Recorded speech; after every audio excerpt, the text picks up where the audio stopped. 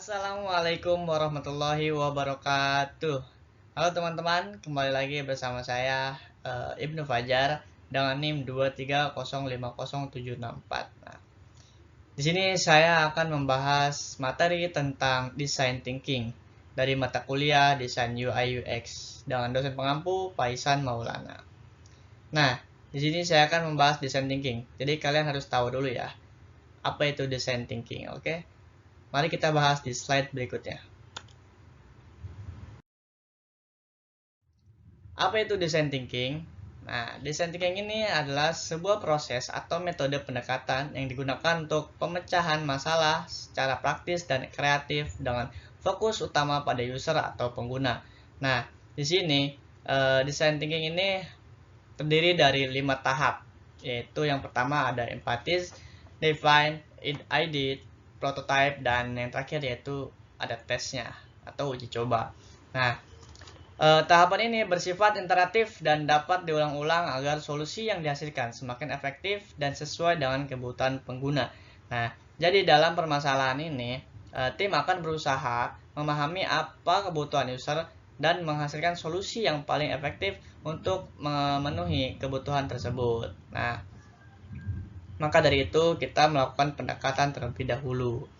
Selanjutnya yaitu kita memasuki tahapan yang pertama. Nah, pada tahapan pertama ini, eh, pada tahapan empatis atau empati, yaitu kita melakukan observasi langsung, wawancara, dan merasakan pengalaman pengguna atau engage dan immerse untuk mengumpulkan wawasan sebanyak mungkin dan mengesampingkan asumsi awal.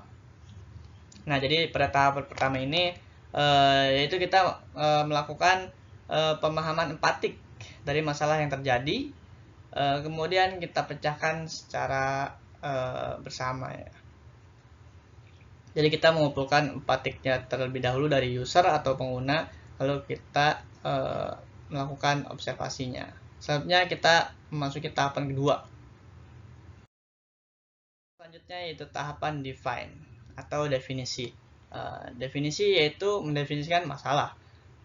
Pada tahap define ini, Anda akan mengumpulkan semua informasi yang sudah diperoleh dari tahap sebelumnya, kemudian melakukan pengamatan untuk mengetahui apa kebutuhan user. Nah, pada tahapan ini, segala informasi yang didapatkan dianalisis kemudian disintesis untuk menentukan masalah inti yang akan diidentifikasi.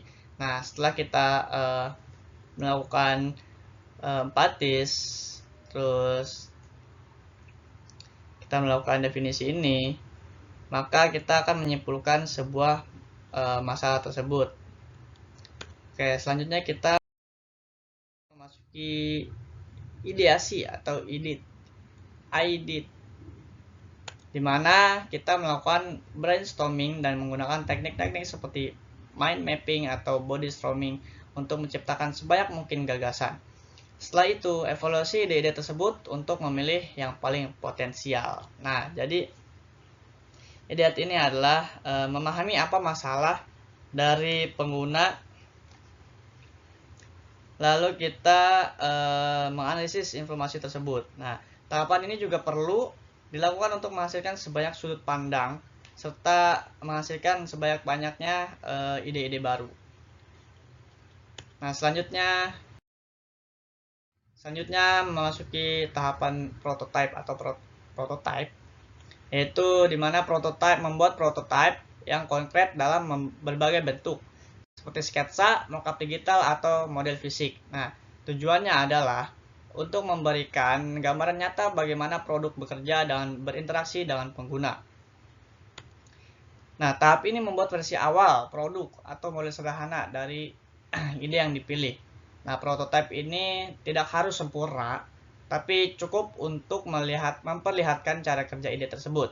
Nah, contoh dari bentuk prototipe ini bisa berupa sketsa di atas kertas, mockup digital, misalnya di Figma, lalu model fisik sederhana, yaitu untuk produk nyata. Nah, jadi untuk prototipe ini merupakan produk yang akan dikembangkan dengan versi yang diperkecil.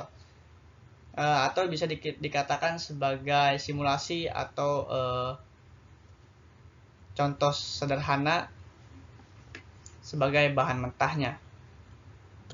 Selanjutnya kita menguji coba dari hasil prototipe kita itu atau sebagai tesnya.